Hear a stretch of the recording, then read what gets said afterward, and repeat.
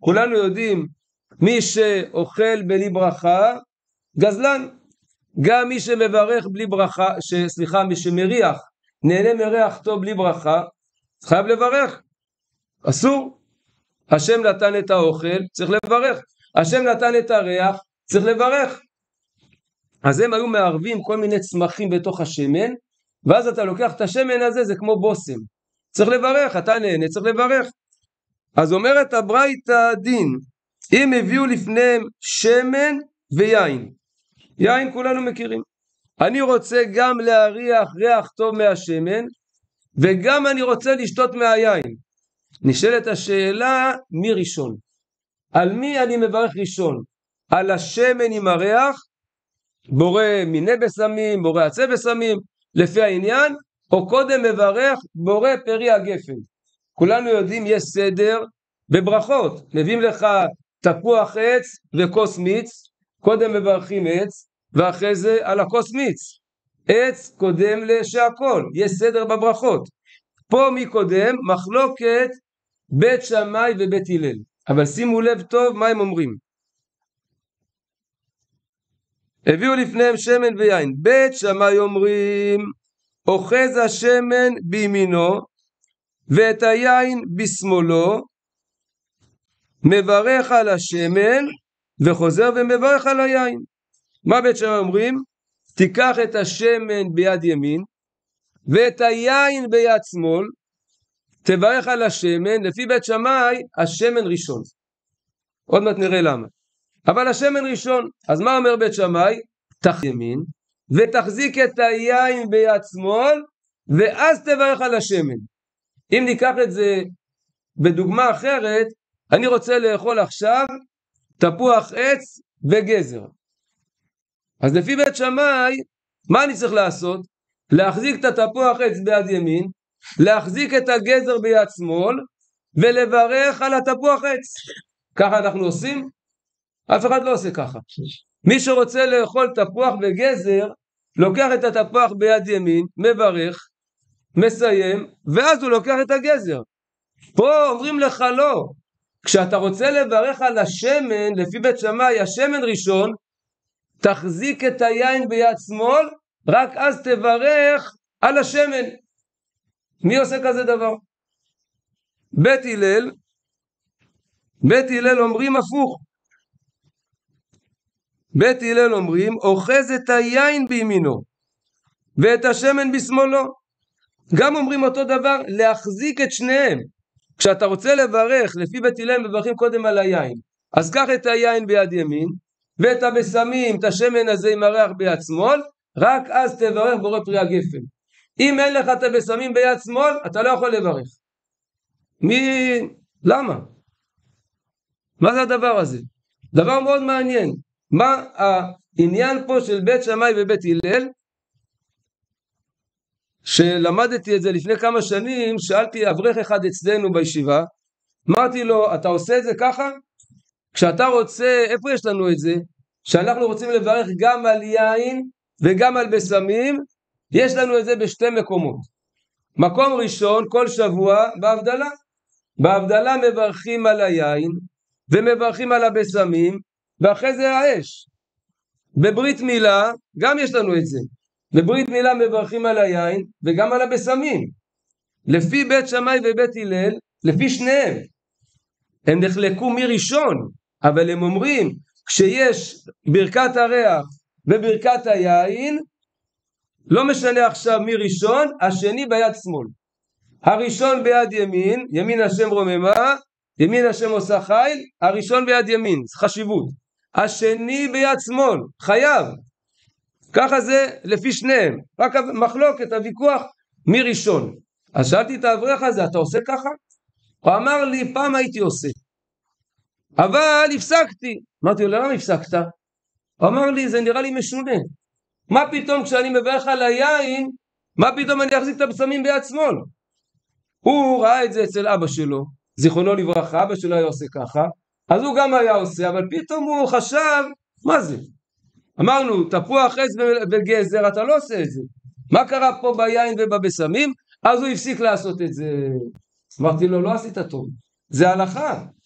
הדין הזה נפסק להלכה ברמב"ם, בכל הפוסקים, וגם בשולחן ערוך. זה נפסק להלכה בשולחן ערוך, בהלכות ההבדלה, רש צדיק ו' סעיף ו', אומר הבדלה מיושב. הבדלה עושים, אני חושב שאחינו האשכנזים עושים בעמידה, אנחנו בישיבה, שולחן ערוך. ואוחז היין בימין, נפסקה הלכה כמו בית הלל, אוחז היין בימין וההדס בשמאל, הוא מברך על היין. מתי אתה מברך על היין? אחרי שאתה אוחז את שניהם, יד ימין יין, יד שמאל בסמים, ורק אז אתה מברך. זה ההלכה בשולחן ערוך. ושוב נוטל ההדס בימין והיין בשמאל. בזמן שאתה מברך על ההדס אתה מחליף את הידיים, צריכים קצת להתאמן איך להחליף, אבל זה אפשרי, מחליפים את הידיים ואז אתה מברך. אז זה הלכה בשולחן ערוך, וככה צריכים לעשות. שבאים להבדלה מחזיקים את הכוס ביד ימין, את הבשמים ביד שמאל, ורק אז מתחילים לברך בורא פרי הגפן, ואז מחליפים. עכשיו, מה הטעם? מה הטעם לדבר? זה דין הלכה פסוקה, כולם מביאים את זה, כל הפוסקים. יש כמה בראשונים כולם, באחרונים יש כמה אחרונים שהשמיטו את זה, אבל כנראה זה לא נכון מה שהדרך שלהם, כי גם ספרדים, גם אשכנזים, כולם מביאים את הדין הזה. זה הלכה פשוטה וברורה, זה דין של הגמרא, אין שום ויכוח בגמרא. גם בית שמאי ובית הלל אומרים לעשות את זה, רק הם מתווכחים מראשון, אבל שניהם מסכימים, השני ביד שמאל. יש את הספר שיטה מקובצת, הרב אשכנזי, הוא היה רבו של האריזל, כמדומני גם דודו של האריזל ורבו. הוא מסביר את זה, הוא אומר למה להחזיק את הבשמים ביד שמאל כשאתה מברך על היין, מה העניין בזה? הוא אומר, מה המחלוקת בין בית שמאי לבית הלל? מי ראשון? מי שיותר חשוב. היין יש לו יתרון. מה היין יתרון שלו? יין משמח, יין משביע, יין הוא חשוב, אז יש לו יתרון להיות ראשון לפני הבשמים.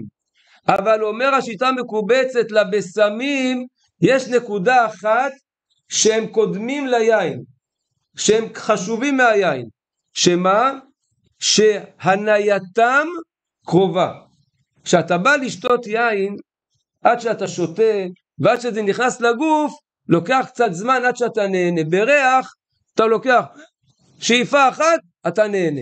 ההנאה יותר מהירה בבשמים, אז היה צד להגיד קודם תברך על הבשמים, אבל היין יש לו יותר יתרונות.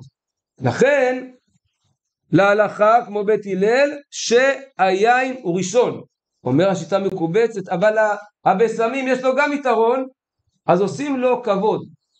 אתה מקום ראשון, אתה מקום שני. איך ניתן כבוד לבשמים? תחזיק אותו ביד. זה כבוד לבשמים, כי הייתה הסברה, היה צד שהוא הראשון, למסקנה הוא שני, אבל צריך לתת לו כבוד, כי יש לו נקודה שהוא יותר טוב מהיין, הנייתו קרובה, נהנים ממנו יותר מהר.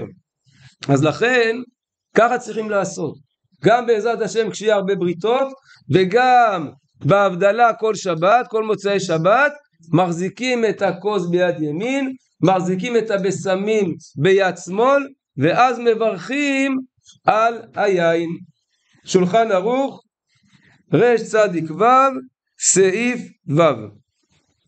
אלה שתי הלכות. כיוון שאנחנו בכנס של תורה, אז פותחים בתורה. עכשיו ברשותכם נעבור קצת לנושא של יום הזיכרון לשואה.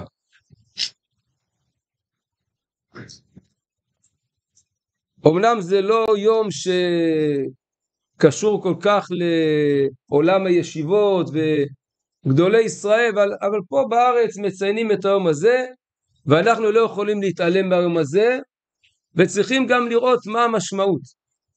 מה המשמעות של היום הזה? הייתה גם צפירה, בטח שמעתם, עושים צפירה.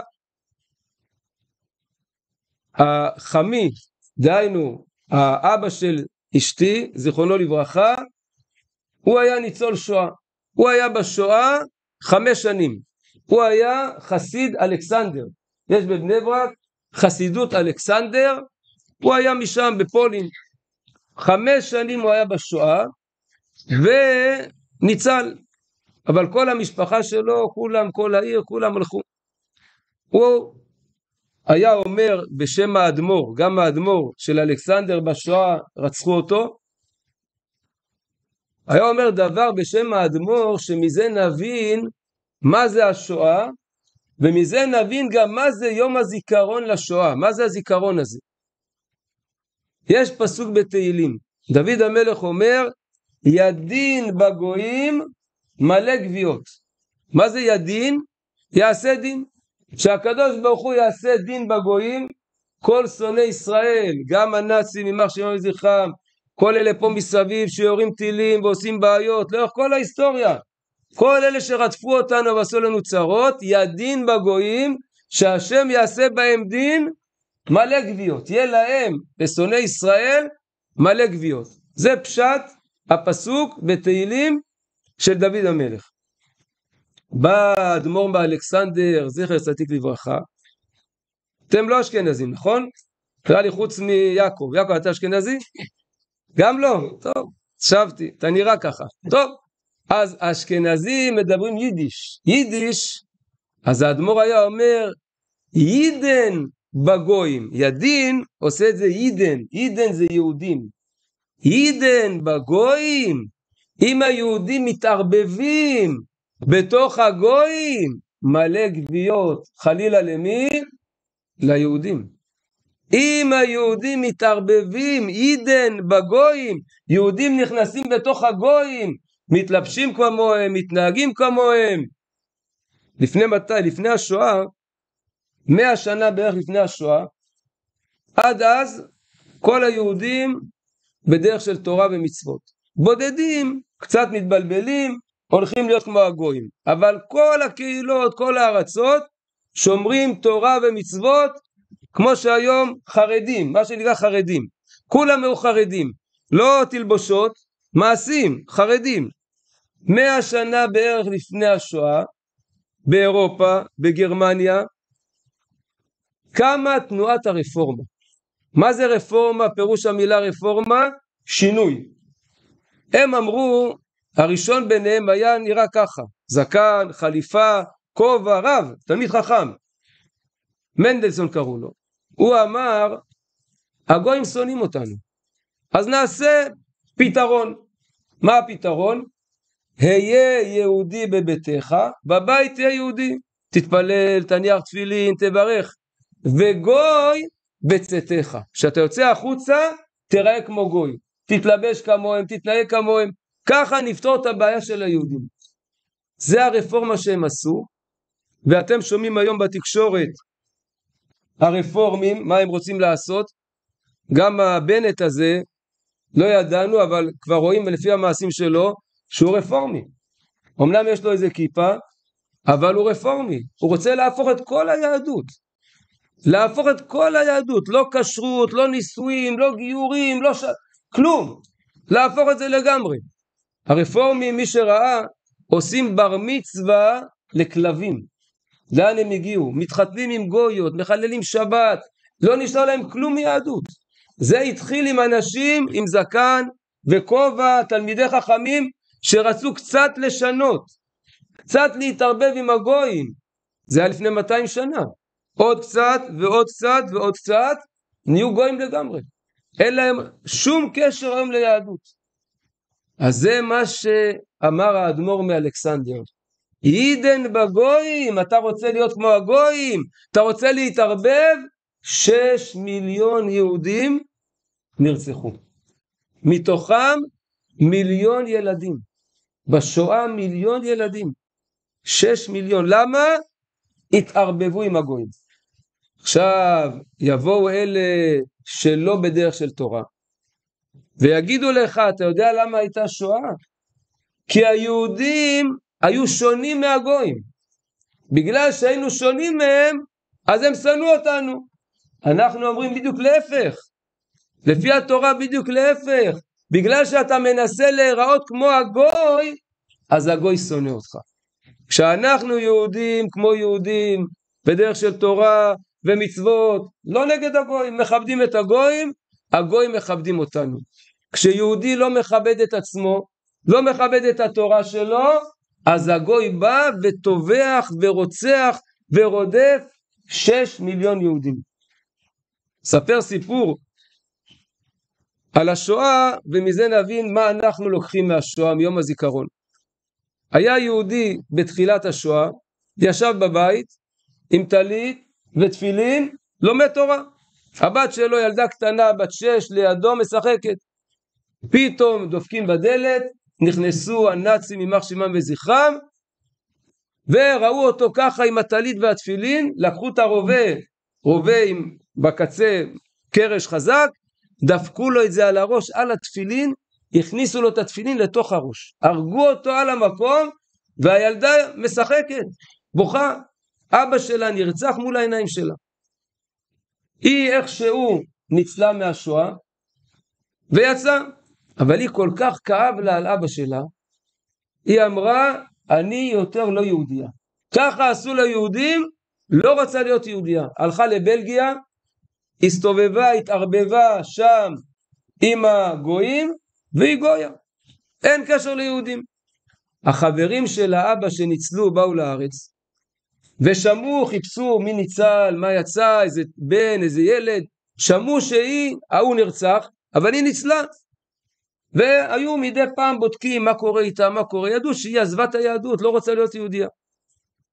לאחר כמה שנים הם מקבלים הודעה מבלגיה, היא עכשיו הולכת להתחתן עם נוצרי, עם גוי. אמרו, זהו, אם היא תתחתן עם נוצרי, הילדים שלה היו אצל הנוצרים, נגמר, הצדיק ההוא לא יהיה לו זכר.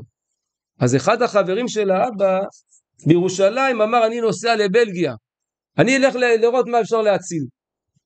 נסע לבלגיה, בדק איפה היא נמצאת, בא אליה הביתה, דופק בדלת, היא רואה יהודי, פה אין יהודים, אין יהודים. אמר לה, אני חבר של אבא שלך. היא שמע, אבא? כן, מה אתה רוצה? אומר לה, אני רוצה לשאול אותך 2 שאלות. שאלה ראשונה, 2 שאלות ואני הולך. שאלה ראשונה, את מי את הכי אוהבת בעולם? אומרת לו, את אבא שלי. בטח, אבא שלה. רצחו אותו מול העיניים שלה. שאלה שנייה, את מי את הכי שונאת בעולם? אומרת לו, את הנאצים שהרגו את אבא שלי. הוא אומר לה, את יודעת למה הם הרגו את אבא שלך? כי לאבא שלך היה טלית, לאבא שלך היה תפילין, לאבא שלך היה גמרא. הם לא רצו כאלה אנשים, אז הם הרגו את אבא שלך, ואת שונאת אותם. מה את עושה עכשיו? את מתחתנת עם גוי, הילדים שלך לא יהיה להם לא טלית, לא תפילין, לא גמרא.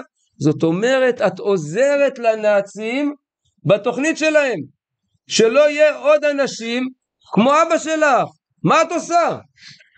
היא שמעה את זה ממנו, פתאום היא הבינה שהיא באמת עוזרת להם.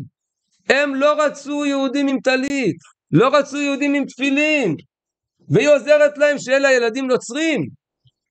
התחילה לבכות, חזרה לארץ, התחתנה, הקימה בית של תורה ויראת שמיים.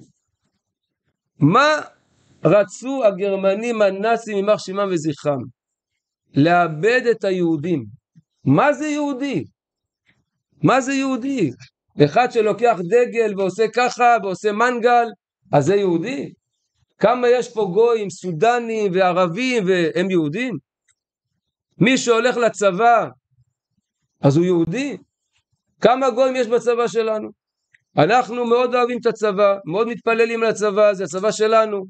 אבל להגיד שמי שהיה בצבא, תן לו תעודה שהוא יהודי. למה? הוא חבר שלנו. אז אין יהדות. יהודי זה ספר תורה, אשר בחר בנו מכל העמים, ונתן לנו את תורתו. אנחנו נהיינו יהודים, נהיינו עם, במתן תורה. לפני זה היינו משפחה, אברהם, יצחק ויעקב, משפחה. מתי נהיינו עם? מתי נהיה לנו חוקים? מתן תורה.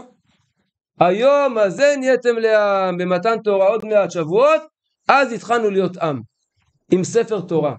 יהודי בלי תורה, כולם יודעים, באים לחתונה, צריכים עדים, מביאים איזה שר הביטחון, פעם היה, עם הרב עובדיה זצ"ל, הזמינו אותו לעשות קידושין בשוויץ, אחד העשירים. הרב אמר לו, אם אתה תורם ישיבה בברזיל, אין ישיבה בברזיל. אם אתה תורם $5 מיליון, בונים ישיבה, אני בא לחתונה. ההוא עשיר, הסכים. שווה, הרב עשה ישיבה ונסע. באים לחתונה, כותבים את הכתובה, אומר הרב, מי זה העדים? אומר לו, הבאתי מהארץ שר החוץ ושר הביטחון, זה לפני 40 שנה.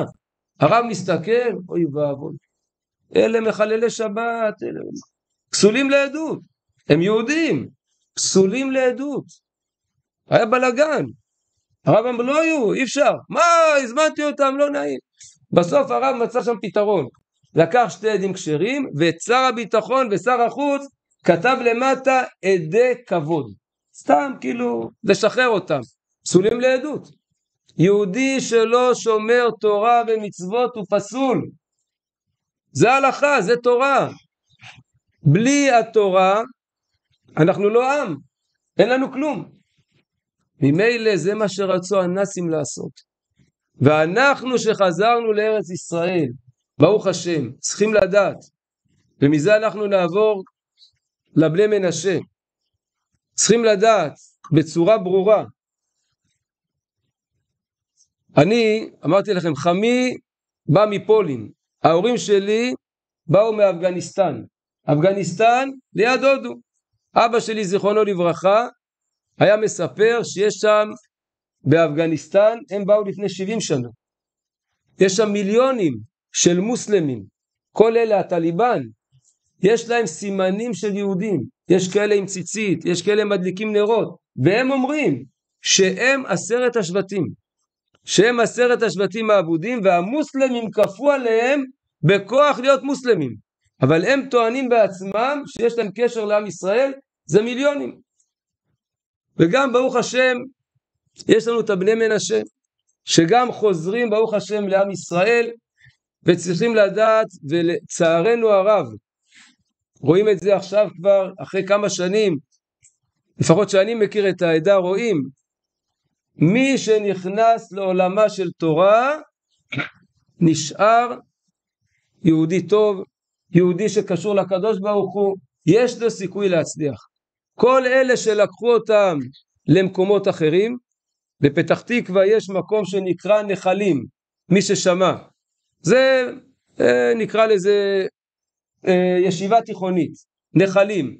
יש עוד מקום נקרא כפר הנוער, זה מקומות שלוקחים הרבה בני מנשה. בכפר הנוער בפתח תקווה יש בנים ובנות ביחד, פנימייה, בנים ובנות ביחד. בנחלים אין בנות, אבל יש טלפונים, סמארטפון, כל היום משחקים בטלפון.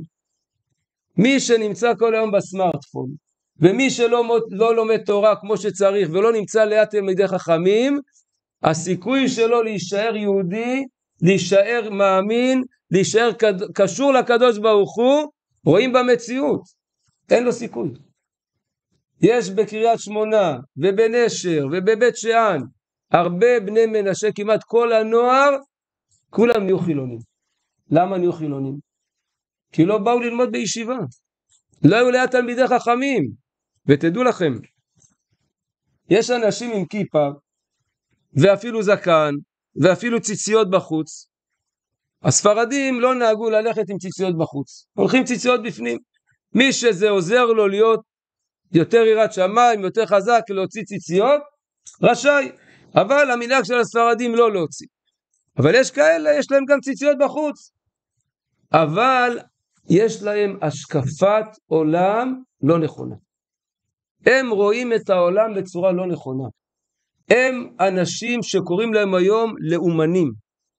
חשוב להם לכבוש, לנצח, כבוד, עם הכיפה.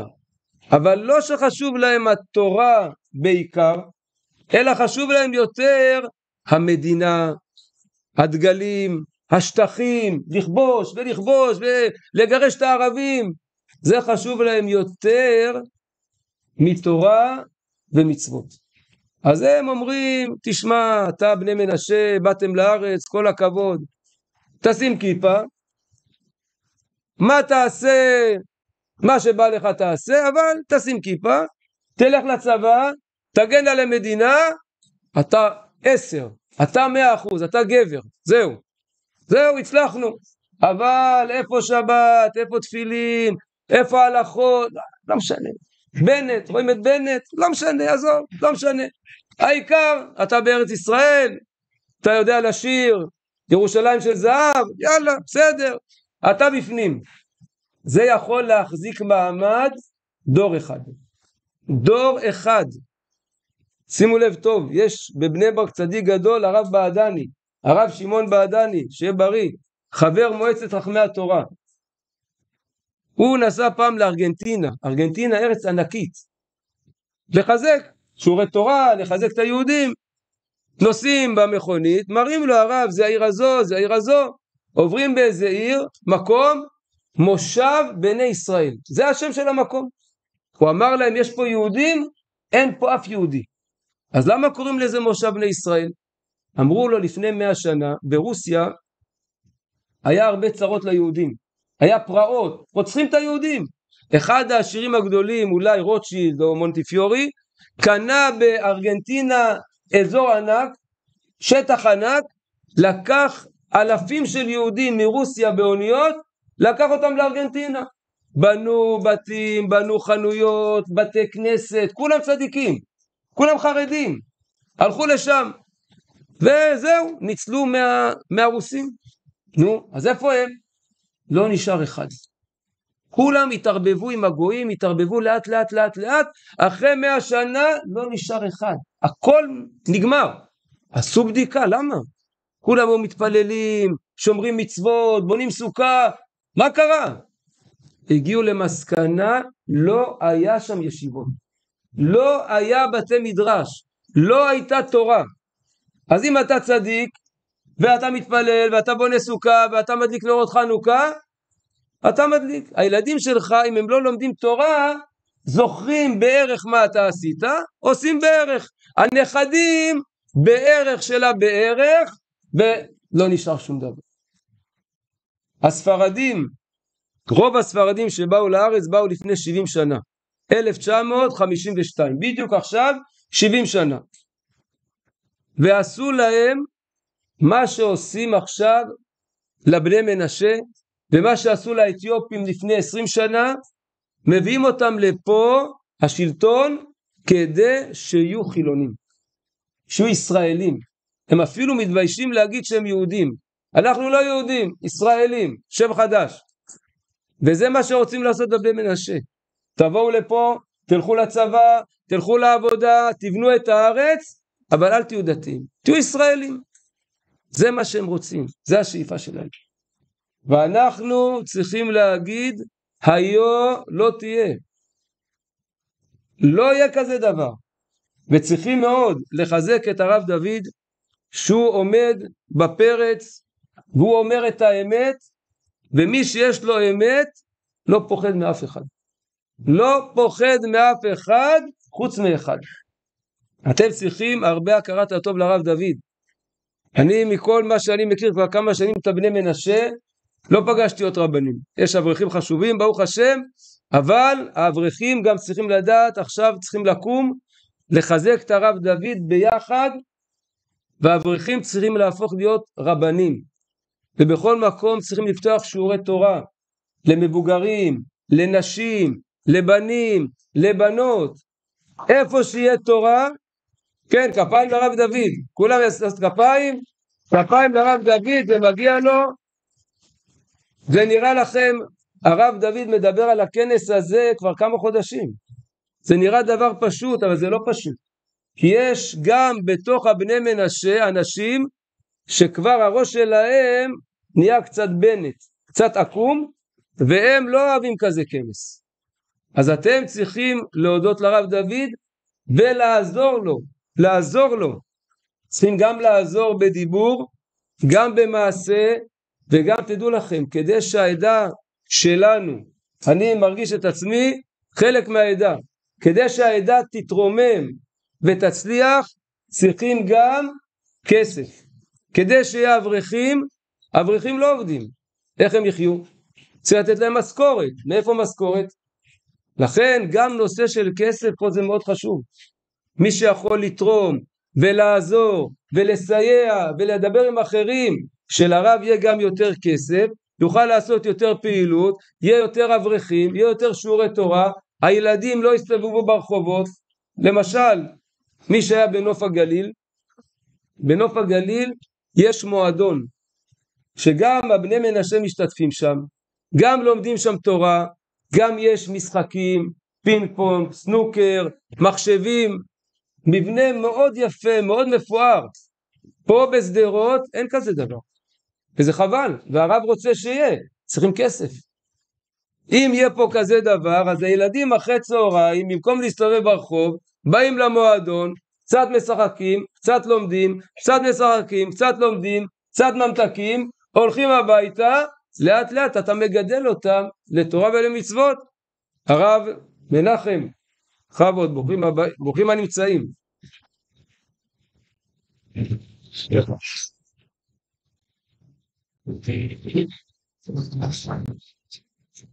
כדי, איך כתוב, בצל החוכמה, בצל הכסף. כדי שתהיה חוכמה, גם צריכים כסף. אז מכאן, אני קורא באמת זה מעמד מאוד חשוב ומרומם, והרב אמר גם שבעזרת השם גם בסוכות, חול המועד גם יהיה כזה דבר, זה מאוד חשוב. אתם רואים שאתם לא לבד, אתם לא לבד. יש עוד אחד ועוד אחד, זאת הדרך היחידה. זה לא אומר שבסוף כולם יהיו רבנים או כולם יהיו אברכים, זה לא אומר. יכול להיות שמי שלומד בישיבה, בגיל 18, 19, אולי הוא יעזוב את הישיבה, אולי ילך לצבא, אולי. אבל הוא ילך לצבא כמו בן תורה. הוא ילך לצבא והוא ימשיך לקדש שם שמיים, כי יהיה לו יסודות איתנים. אחרי החתונה חלק ימשיך להיות אברכים, חלק ילכו לעבוד. איך הוא יעבוד? באמונה, ביראת שמיים. איך יחנך את הילדים שלו? אני לא זכיתי להיות רב, אבל אתה, הבן שלי, אתה תהיה רב, אתה תהיה תלמיד חכם, אתה תלך לישיבה. אשרי מי שזכה להיות תלמיד חכם, להיות רב. לא זכיתי, הילדים, הנכדים. זה מאוד מאוד חשוב. מאוד מאוד חשוב שאתם תתמידו בישיבה, לא להתפתות ללכת לצבא. אמרתי לכם קודם, אני מאוד אוהב את הצבא. אני הייתי בצבא 5 שנים. מכיר את הצבא מצוין, ואוהב את הצבא, ומתפלל על החיילים. לכם, צבא זה לא טוב. זה לא טוב. הצבא שלנו הוא לא תורני מספיק, ועולים חדשים שלא כל כך מכירים, זה לא טוב. הצבא שלכם זה להיות בישיבות. עוד שנה ועוד שנה עד החתונה, ולא להתבלבל. יפתו אתכם, תבואו לצבא, תקבלו כסף, תקבלו תפקידים, תהיה קצין, יהיה לך רובה, יהיה לך מטוס. מי שלומד תורה, כתוב בגמרא, אמר רבי יוחנן, כל העוסק בתורה מגן על כל העולם כולו. מה צריך יותר מזה? חייל עומד שם, שומר על שדרות, שומר פה, כמה הוא שומר חייל אחד? כמה עושה מטוס אחד? אתם לומדים תורה, אתם מגינים על כל העולם. יש דבר יותר גדול מזה? יש תרומה יותר גדולה מזה לעם ישראל? לכן צריכים להיות גיבורים, וברוך השם שאתם רואים את כל זה, צריכים להתחזק ולהגיד, אנחנו עכשיו יום ראשון חוזרים לישיבות, חוזרים לכוללים עם שאיפה. לא הולכים רק ללמוד, הולכים לגדול, להיות תלמידי חכמים, שמהר מאוד תוכלו כבר להיות רבנים ולמסור שיעורים, לחזק את העדה. יש הרבה צורך בעדה לתלמידי חכמים, לרבנים, שילמדו וידריכו, שלא יהיה בלבולים, וכל מי שיכול לעזור ולהסביר לאלה שהלכו לנחלים והלכו לכל מיני מקומות ששווה ישראל לקחו אותם לשם, שזה לא לפי התורה, לא לפי גדולי ישראל, שם הולכים ומדרדרים, שם לומדים להיות חילונים. זה האמת, זה המציאות. יש פה חלק בחורי ישיבות שלמדו במקומות כמו נחלים בפתח תקווה, וברוך השם יצאו משם, והם יודעים את האמת. צריכים לפרסם את זה לאחרים. יבואו עוד עולים חדשים, והם שולחים אותם שווה ישראל לאן? למקומות האלה. אתם צריכים כבר עכשיו להסביר להם, אנחנו רק עם החרדים, רק עם החרדים, כי החרדים קשורים לגדולי ישראל. אלה שווה ישראל, מזרחי, אין להם גדולי ישראל. הם עושים לפי דעתם, ולפי דעתם זה לא טוב. חייבים להיות כפופים לגדולי ישראל. זאת הדרך היחידה. אז בעזרת השם, ייתן השם, ואני אומר שוב, לעזור לרב דוד. לבוא לרב דוד ולשאול אותו מה אפשר לעזור, מה אפשר לעשות. יש הרבה דברים שצריכים לעשות בשביל העדה, אבל צריך שיהיה הנהגה. אי אפשר לעשות לבד. צריכים עם הרב, הרב יגיד, זה יעשה ככה, הוא יעשה ככה, וככה בכל הארץ, בכל המקומות, הקהילות יעלו. תורה, מצוות, מעשים טובים, השם מברך את הרב דוד וגם את רבנים גמליאל והרב מנחם שפה בשדרות עוזרים ותומכים ומסייעים. זה דבר גדול מאוד, שבעזרת השם אנחנו נראה עוד הרבה כנסים כאלה, ומכנס לכנס הבית מדרש היפה הזה זה לא יספיק, יביאו מקום יותר גדול ויותר גדול, כי באמת זאת הדרך היחידה. בעזרת השם נזכה כולנו להתחזק בתורה, להתחזק במצוות, נזכה לגאולה שלמה במהרה, אמן ואמן.